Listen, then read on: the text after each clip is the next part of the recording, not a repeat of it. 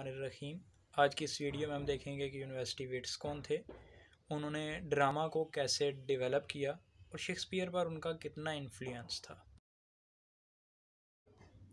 University wits एक term है जो जॉर्ज सेंट्सबरी नाम के बंदे ने दी थी।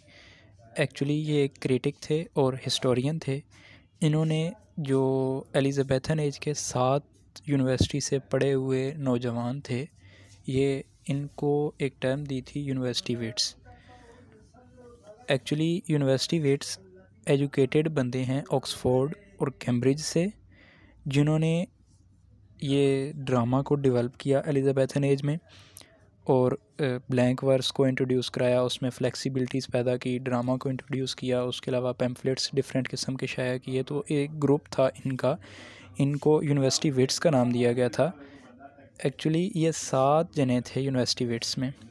ये कौन कौन से थे, इनके नाम ये हैं: जॉन लिली, उसके बाद थॉमस लॉज के बाद Thomas Kyd, then George Peele, then Robert Greene, फिर Christopher Marlowe and the last one Thomas Nashe. इनको मैंने क्रोनोलॉजिकल ऑर्डर में इनके नेम्स को लिखा है, मींस के जिस हिसाब से ये आए हैं। सबसे पहले जॉन लिली पैदा हुए 1554 में। ये एक ही दौर के सारे बंदे हैं। ये सारे पढ़े लिखे थे और दूसरों को ये तनकीद किया करते थे उनकी कम एजुकेशन की वजह से। दूसरे जो राइटर थे जो यूनिवर्सिटी से नहीं पढ़े हुए थे, उनको ये क्रिटिसाइज़ किया करते थे। इनके अंदर कॉमन चीज़ें थी कुछ इनकी। हीरोइक थीम्स को ये लाइक किया करते थे, हीरोइक स्टाइल था इनका, ट्रेजेडी इनका जो है फेवरेट टॉपिक था। उसके अलावा इनके पास उस वक्त कॉमेडी इतनी नहीं थी, गरचे जॉन लिली ने काफ़ी सारी कॉमेडीज़ लिखी हैं, फिर भी ये इनकी कॉमन चंद बातें थी। इनसे पहले 2 तरह के राइटर हुआ करते थे, एक नैरेटिव स्टाइल को इमिटेट करते थे और दूसरे जो थे वो ग्रीक और रोमन स्टाइल को कॉपी किया करते थे। जो ग्रीक और रोमन स्टाइल को कॉपी करते थे उनके पास फॉर्म और पैटर्न था, लेकिन उनके पास वो फायर और विगर नहीं थी। और जो दूसरे थे इनके अपने स्टाइल के, उनके पास फॉर्म और पैटर्न नहीं था लेकिन फायर और विगर ज़रूर थी। तो इन्होंने जो काम किया, दोनों की बेस्ट चीज़ों को मिला के अच्छे ड्रामास प्रोड्यूस किए। फ़र्स्ट ऑफ़ ऑल हम जॉन लिली की लाइफ को डिस्कस करेंगे। जॉन लिली एक ड्रामाटिस्ट था, कोर्टियर था एलिज़ाबेथ का, राइटर था और पोएट था। ये इंग्लैंड के इलाके कैंट में 1554 को पैदा हुआ। इनके फादर का नाम पैटर लिली था और इसके फादर जो थे वो रजिस्ट्रार थे। 16 साल की उम्र में लिली को मगदिलान कॉलेज ऑक्सफोर्ड में जो है दाखिल कराया गया और इसने 1573 में अपनी बीए की डिग्री ली। उसके 2 साल बाद इसने एमए की डिग्री ली। जॉन लिली ने कुल मिला के 7 कॉमेडीज़ लिखी हैं, जिनके नाम ये हैं: Alexander, Campaspe, Endymion, Galathea, Sappho and Phao, Midas, the women and the moon. ये जॉन लिली की 7 कॉमेडीज़ हैं। जॉन लिली क्योंकि कोर्टियर थे इसलिए कोर्ट के लिए लिखा करते थे या प्राइवेट ऑडियंस और प्राइवेट थिएटर के लिए, जो कि प्राइवेट थिएटर थे उस ज़माने में जिनमें सिर्फ उमरा आए करते थे, शुरफा आए करते थे, उनके लिए ये लिखा करते थे। इसके अलावा जॉन लिली जिसकी वजह से फेमस हुए वो इनका एक वर्क है जिसका नाम यूफियस द एनाटमी ऑफ विट है। उसके अलावा उसके बाद इन्होंने एक और वर्क भी लिखा था, यूफियस एंड हिज इंग्लैंड। ये इनके बहुत ही पॉपुलर वर्क गए थे। 1590 में इनकी शोहरत में कमी आ गई और किसी वजह से ये कोर्ट की फेवर में से भी निकाले गए। जेम्स फर्स्ट जो कि 1603 में गद्दी पर बैठे थे, उनके दौर में ये 1607 में इनकी डेथ हुई। उसके बाद नेक्स्ट हमारे पास आते हैं जॉर्ज पील। जॉर्ज पील ने कुल मिला के 5 प्लेज़ लिखे हैं। जॉर्ज पील 1556 में लंदन में पैदा हुए। इनके फादर जेम्स पील जो कि क्रिस्ट हॉस्पिटल में क्लर्क थे। एक्चुअली ये हॉस्पिटल नहीं था, ये स्कूल का नाम था जो लंदन के बीचों बीच वाक़या था। और इनके फादर ने 2 ट्रीटीज़ लिखी बुक कीपिंग पे। जॉर्ज पील को भी इसी क्रिस्ट हॉस्पिटल स्कूल में दाखिल करवाया गया और बाद में ये ब्रॉडगेट हॉल ऑक्सफोर्ड में इन्होंने एडमिशन लिया 1571 में। बीए की डिग्री इन्होंने 1577 में कंप्लीट की और उसके बाद एमए की डिग्री 1579 में। काफ़ी सारे प्लेज उन्होंने लिखे हैं, जिनमें से मशहूर प्लेज जो Edward first, the old wives tale, the battle of Alcazar, the arrangement of Paris, David and Bethsabe, इसके अलावा the troublesome reign of John king of England, और एक बहुत ही इनका famous work a farewell to arms. बाकी यहाँ पे देखें, ओल्ड वाइव्स टेल्स से ही शेक्सपियर ने अपनी विंटर्स टेल्स को लिखा। उसके अलावा इनका play the troublesome reign of John the king of England, इसी को लेके शेक्सपियर ने एक हिस्टोरिकल प्ले किंग जॉन के नाम से लिखा। जॉर्ज पील एक अय्याश आदमी थे, कोई बहुत ज़्यादा केयर नहीं करते थे अपनी। इनको एक आखिरी उम्र में 40 साल की एज में इन्हें एक डिज़ीज़ लगी थी। एक्चुअली ये सेक्सुअली ट्रांसमिटेड डिज़ीज़ है, सिफिलिस नाम की। तो आप इनकी अय्याशी का भी अंदाज़ा लगा सकते हैं। इसके अलावा अगले हमारे जो हैं वो रॉबर्ट ग्रीन हैं। रॉबर्ट ग्रीन ने फ्लेक्सिबिलिटी दी थी ब्लैंक वर्स को। ये नॉर्विच में पैदा हुए। बीए की डिग्री इन्होंने 1580 में कैम्ब्रिज से हासिल की और 1583 में एमए की डिग्री लेकर लंदन चले गए। ये फर्स्ट राइटर हैं जो फेमस हुए, मींस के फर्स्ट प्रोफेशनल राइटर थे ये। इनको 1588 में ऑक्सफोर्ड ने ऑनरेरी डिग्री दी। जब ये लंदन गए तो इन्होंने लंदन में तकरीबन 25 के करीब प्रोज वर्क लिखे थे। इसके अलावा पोएट भी थे, पोएट्री भी इन्होंने लिखी है। और 34 साल की उम्र में ये स्टेज से, लंदन के स्टेज से, लंदन के थिएटर्स से, राइटिंग के कैरियर से निकल गए और उसके बाद इनके डेथ रिकॉर्ड्स हमें नहीं मिलते। 1592 में ये डिसअपीयर हो गए। ये भी ऊपर वाले हमारे जॉर्ज पील की तरह अय्याश किस्म के इंसान थे। इनके बारे में हिस्टोरियन लिखते हैं कि he lived in the sink of debauchery. Debauchery means life involving sex and alcohol. बहुत ही प्रोलिफिक राइटर थे। इंग्लैंड्स फर्स्ट सेलिब्रिटी ऑथर बने। इनके फेमस वर्क में James four, Francis Bacon, Francis Bungay, groatsworth of wit bought with million of repentance, ये इनके famous work हैं। ऊपर वाले इनके 3 प्लेज हैं, जबकि ये एक इनका नीचे वाला groatsworth of wit bought with a million of repentance, ये इनका प्रोज वर्क है जिसमें इन्होंने शेक्सपियर पे अटैक किया था। ये शेक्सपियर पे काफ़ी अटैक करते थे, काफ़ी फेमस राइटर भी थे, जिसकी वजह से शेक्सपियर की शोहरत को भी काफ़ी नुकसान पहुंचा था। इन्होंने शेक्सपियर को अपस्टार्ट क्राउ बोला था। ब्यूटिफाइड विद ओवर फीदर, यानी यूनिवर्सिटी विट्स के फीदर से ये खूबसूरती लेके, और ये यूनिवर्सिटी विट्स के फीदर्स की मदद से परवान पढ़ रहा है। मींस के इससे भी शो होता है कि ये लोग अपने आप को किस तरह का समझते थे और बाकियों को ये हकारत की निगाह से देखा करते थे, क्योंकि ये पढ़े लिखे इंसान थे उस दौर के। उसके बाद हमारे थॉमस लॉज आते हैं। Thomas Lodge Lord mayor of London के बेटे थे। 1558 में पैदा हुए। इनके वालिद का नाम सर थॉमस लॉज था। इनको मर्चेंट टेलर स्कूल में एडमिट कराया गया। उसके बाद इनका दाखिला ट्रिनिटी कॉलेज ऑक्सफोर्ड में हुआ, जहाँ से 1557 में इन्होंने बीए की डिग्री ली और 1581 में एमए की डिग्री ली। अच्छे खासे ख़ानदान से ये तल्लक़ रखते थे। 1579 में स्टीफ़न गोसन नाम के एक राइटर थे, उन्होंने एक पब्लिश की थी बुक स्कूल ऑफ अब्यूज़ के नाम से। स्कूल ऑफ अब्यूज़ में उन्होंने थिएटर, एक्टिंग और पोएट्स की काफ़ी बेइज्जती टाइप की थी, उनको बुरा भला कहा था इस बुक में। इस बुक की वजह से थॉमस लॉज को गुस्सा आया और अपने ख़ानदान की ख्वाहिशात के ख़िलाफ़ जाकर इन्होंने राइटिंग का प्रोफेशन अडॉप्ट करने की सोची, और इस बुक के जवाब में इन्होंने defence of poetry, music and stage play के नाम से 1580 में एक बुक पब्लिश करवाई थी। 1587 से इन्होंने सीरियस लिया अपने प्लेस को लिखने वाले काम को, और जो इनके लास्ट प्ले मिलते हैं वो 1591 में मिलते हैं। गो कि ये 1625 तक ज़िंदा रहे, लेकिन जो इनका लास्ट प्ले थे वो 1591 में आए थे।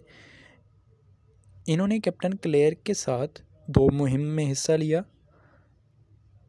एक टरसीरा नाम की और दूसरी कैनरीज़ नाम की।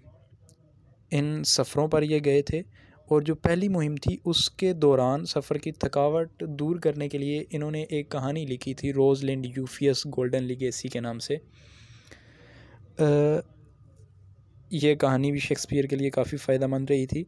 1590 में ये प्रिंट हुई और दूसरे सफ़र पर जाने से पहले इन्होंने एक बुक कंप्लीट की, the history of Robert second duke of Normandy, और ये बुक इन्होंने पब्लिश करवाई और दूसरी बुक ये पब्लिशिंग के लिए छोड़ के खुद निकल गए थे सफ़र।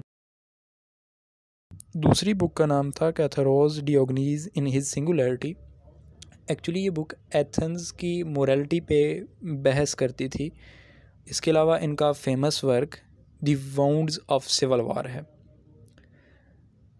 फेमस वर्क इनका ये। और लास्ट बुक जो इनकी ये थी कैथारोस डियोगनीज इन हिज सिंगुलैरिटी 6, ये 1591 में पब्लिश हुई थी। इसके बाद इन्होंने राइटिंग का करियर छोड़ दिया और साथ ही ये कैथोलिसिज्म में कन्वर्ट हो गए, कैथोलिक रिलीजन इन्होंने अडॉप्ट कर लिया, जो कि उस वक्त एलिज़ाबेथ के दौर में उस पर पाबंदी लगाई गई थी, जिसकी वजह से इन्हें मुश्किलात का सामना करना पड़ा। ये लंदन की लाइफ को छोड़ के दूसरे शहरों में निकल गए। इन्होंने राइटिंग का कैरियर भी छोड़ के मेडिकल के फील्ड में जाने का सोचा। इन्होंने किसी यूनिवर्सिटी से एमडी की डिग्री भी हासिल की और बाद में ये मेडिसन के शोबे से ही वाबस्ता रहे। 1625 में इनकी डेथ हो गई। थॉमस लॉज के बाद हमारे पास आते हैं थॉमस नैश। थॉमस नैश एक पार्सन के बेटे थे, विलियम नैश उनका नाम था। पार्सन एक्चुअली एंग्लिकन चर्च में क्लर्जी मैन होते हैं। तकरीबन 1581 में थॉमस नैश को सेंट जॉन कॉलेज कैम्ब्रिज में दाखिल करवाया गया, जहाँ पे 1586 में इन्होंने बैचलर की डिग्री ली और इन्होंने अपनी मास्टर्स की डिग्री कंप्लीट नहीं की थी, यूनिवर्सिटी की तरफ से इन्हें नहीं मिली थी। बहरकैफ इनका नाम फ़िलोसफ़ी की लेक्चर्स इन्होंने अटेंड किए थे 1 साल, तो उस वजह से इनका नाम अपीयर हो गया उस लिस्ट। ये लंदन में एक किताब लेकर आए थे, यूफियस द एनाटमी ऑफ अब्सर्डिटी। इन्होंने फ़र्स्ट जो इनकी बुक लंदन में आके पब्लिश हुई। थॉमस नैश जो हैं ये अपने famous novel the unfortunate travellers की वजह से माने जाते हैं। एक्चुअली ये नावल तो नहीं है, नावल तो बाद में जाके काफ़ी बाद में जाके 1730s से आगे जाके ये नावल का जॉनरा आया था, लेकिन इनका जो है नावल का फोररनर इसे कहा जा सकता है। और इनका एक पैम्फलेट था पायर्स पेनीलेस के नाम से, और ये इस वजह से भी फेमस हैं कि इन्होंने चर्च ऑफ इंग्लैंड को काफ़ी डिफेंड किया। शेक्सपियर के साथ कोलैबोरेशन में इन्होंने हेनरी 6 का पार्ट 1 लिखा। उन्होंने एक बुक लिखी क्रिस्टियर ओवर जेरूशलम। ये इन्होंने एंग्लिकन चर्च की रिफॉर्मेशन के लिए लिखी थी, लेकिन अथॉरिटीज़ को काफ़ी सारी ऐसी कंसीट्स इसमें नज़र आई जो उनके मज़हब के ख़िलाफ़ थी, जिसकी वजह से इन्हें कैद कर दिया गया। इसके अलावा बेन जॉनसन के साथ कोलैबोरेशन में इन्होंने एक और वर्क लिखा था आइल ऑफ डॉग्स के नाम से। नेक्स्ट हमारे राइटर हैं थॉमस किड। थॉमस किड 1557 में बॉर्न हुए और इनके फादर का नाम फ्रांसिस किड था, जो कि स्क्रीविनर थे। स्क्रीविनर जो कोर्ट के लिए खतूत वगैरह लिखते हैं। बाद में थॉमस किड ने भी ये प्रोफेशन अडॉप्ट किया था, क्योंकि हमें 2 खतूत मिलते हैं थॉमस किड के भी, जो उन्होंने स्क्रीविनर के तौर पे लिखे थे। 1550 अच्छा, ये यूनिवर्सिटी विट्स में थॉमस किड ये वाहिद बंदे हैं जिन्होंने यूनिवर्सिटी की कोई एजुकेशन हासिल नहीं की। 1565 में इनको मर्चेंट्स टेलर कॉलेज में एडमिट करवाया गया, जिनके हेडमास्टर रिचर्ड मुलकेस्टर थे। हेडमास्टर का जिक्र इसलिए किया क्योंकि इन्होंने एक नया निज़ाम लाया था इस स्कूल में। वो ये कि यहाँ पे फॉर्मल एजुकेशन के अलावा यहाँ पे ड्रामा की एजुकेशन भी दी जाती थी। ड्रामा, म्यूज़िक, फ़िज़िकल एजुकेशन, इसके अलावा अखलाकियात भी पढ़ाई जाती थी यहाँ पे। और यहीं पे थॉमस लॉज भी पढ़ के गए थे, और यहीं पे इनके एडमंड स्पेंसर जिन्होंने फेरी क्वीन लिखी वो भी इसी स्कूल से पढ़ के गए थे। तो काफ़ी सारी तरबियत मिली थॉमस किड को यहाँ से। 1587 से 1593 तक इन सालों में थॉमस किड किसी की पेट्रोनेज में रहे। उनका नाम क्लियर नहीं है कि वो कौन थे। 1591 में क्रिस्टोफर मार्लस ने भी उसी पैटर्न की सर्विस को ज्वाइन किया और थॉमस किड के साथ रहने लगे। ये एक ही जगह पर रहा करते थे और अपना सामान वगैरह, मींस के एक ही इनका रूम होता था जिसमें ये रहते थे, सामान और ख्यालात ये शेयर किया करते थे एक दूसरे के साथ। 1593 में लंदन की दीवारों पे कुछ पोस्टर्स लगे और उन पोस्टर्स की वजह से प्राइवी काउंसिल ने ऑर्डर किया कि इन पोस्टर लगाने वालों को अरेस्ट कर लिया जाए, क्योंकि उन पोस्टर्स में बेहुरमती की गई थी इनके रिलीजन की। अगले दिन थॉमस किड भी पोस्टर में एड्रेस होने वाले बंदों में से थे। थॉमस किड को भी वहाँ ले जाया गया, इनकी काफ़ी मुरम्मत की गई, ब्रूटली इन पे टॉर्चर किया गया और पूछा गया कि ये जो चीज़ें हैं ये किसने लिखी हैं या इसके पीछे मामला क्या है। तो इन्होंने क्रिस्टोफर मार्लो का नाम बताया और कहा कि क्रिस्टोफर मार्लो जो हैं वो एक अथीस्ट हैं, जो मेरे पास सामान मिला है, जो मेरे पास सामान मतलब जो मेरे पास राइटिंग्स मिली हैं वो एक्चुअली क्रिस्टोफर मार्लो की हैं। तो क्रिस्टोफर मार्लो को कोर्ट में बुला लिया गया उनके फ़ैसले तक। उनका फ़ैसला होने से पहले, जिस दिन उनका फ़ैसला था उस दिन वो एक झगड़े में मारे गए। शराब खाने में कुछ झगड़ा हुआ, उसके दौरान किसी ने उनको मार दिया। तो यूँ थॉमस किड का ये पता नहीं चल सका कि ये जो राइटिंग्स थी थॉमस किड की थी या क्रिस्टोफर मार्लो की थी। तो क्योंकि क्रिस्टोफर मार्लो मर चुके थे, थॉमस किड भी इल्ज़ाम से बच। थॉमस किड का जो फेमस वर्क है वो स्पेनिश ट्रेजेडी है। Spanish tragedy actually revenge tragedy हुआ करती थी, जो कि सेनिकन मॉडल पे बेस्ड थी। सेनिका एक रोमन प्ले राइट था जिसने ट्रेजेडीज़ लिखना शुरू की थी। सेनिकन ट्रेजेडीज़ में जो फेमस चीज़ हुआ करती थी वो ये थी कि इसमें डेथ्स काफ़ी सारी होती थी। डेथ वायलेंट सीन हुआ करते थे, इमोशनल इंसिडेंट को दिखाते थे, घोस्ट, विचेस, इस तरह की चीज़ें, इंसैनिटी टाइप और मैडनेस, इंसैनिटी, सुसाइड, ये सारी चीज़ें मिला के सेनिकन ड्रामा बनता था। तो थॉमस किड ने स्पेनिश ट्रेजेडी इंट्रोड्यूस कराई। एक्चुअली ये बहुत ही फेमस रही एलिज़ाबेथन दौर की। एलिज़ाबेथन दौर में जो मोस्ट फेमस वर्क माना जाता है आफ्टर शेक्सपियर वो यही वर्क है, स्पेनिश ट्रेजेडी। स्पेनिश ट्रेजेडी में बाप अपने इस एक प्ले में तकरीबन 8 के करीब डेथ होती हैं और ये प्ले बहुत ज़्यादा उस टाइम का फेमस हो गया था। इस प्ले ने रिवेंज ट्रेजेडी की बुनियाद रखी और काफ़ी अरसा तक थॉमस किड को इग्नोर किया जाता रहा इनके स्पेनिश ट्रेजेडी को। 1773 में थॉमस हाकविन को इनका नाम नज़र आया। एक बुक थी अपोलॉजी फॉर एक्टर, उसमें apology for actor Thomas Heywood ने लिखी थी और इस बुक में स्पेनिश ट्रेजेडी का जो ऑथर था वो थॉमस किड का नाम मेंशन किया गया था ऑथर के तौर पे। तो तब जाके थॉमस किड को शोहरत मिली। हमारे नेक्स्ट राइटर क्रिस्टोफर मार्लो हैं। क्रिस्टोफर मार्लो कैंटरबरी में पैदा हुए शू मेकर के बेटे थे जिनका नाम जॉन मार्लो था। 14 साल की उम्र में इनको किंग्स कॉलेज कैंटरबरी में दाखिल करवाया गया।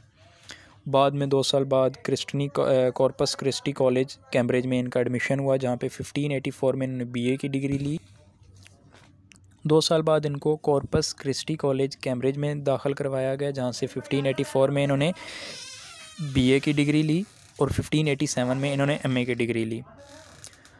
और एमए की डिग्री देते हुए यूनिवर्सिटी ने हेजिटेट किया क्योंकि इनके बारे में उस वक्त रूमर चल रही थी कि ये शायद ये कैथोलिक रिलीजन में कन्वर्ट हो गए हैं और किसी जगह पे जाके ये कैथोलिक रिलीजन की प्रैक्टिस करने वाले हैं। लेकिन बाद में गवर्नमेंट ने इंटरफेयर किया, प्राइवी काउंसिल ने उनके बिहाफ पर इन्हें डिग्री अता की गई, जिसकी वजह से ये भी माना जाता है कि ये शायद क्वीन के लिए काम कर रहे थे स्पाई के तौर पे, जिसकी वजह से प्राइवी काउंसिल ने अपने बिहाफ पर इनको छुड़वा दिया। खैर मार्लो का जो राइटिंग कैरियर था वो बहुत ही मुख्तसर था, 5 साल का था।